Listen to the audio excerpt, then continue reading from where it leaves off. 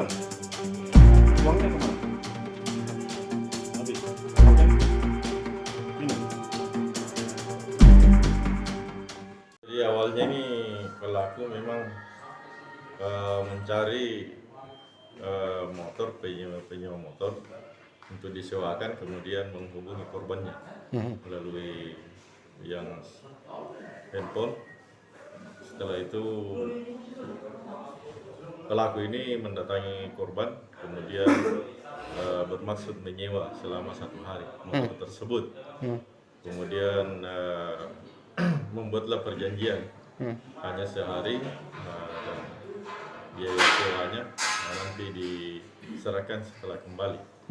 Nah, motor itu Lumayan lama, sekitar 3 bulan ya.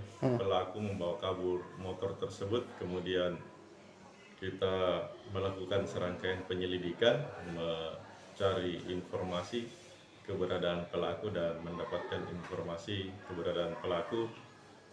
Kemudian pada tanggal 7 November kita melakukan penangkapan, di mana saat itu pelaku hendak menjual motor tersebut. pelaku ditangkap di mana, Konan? Itu pelaku ditangkap di daerah Palopo. Palopo. Motor tersebut dia jual di Kabupaten Toraja Utara pada saat itu. Kita kenakan pasal 372 KUHP dengan ancaman hukuman 4 tahun penjara.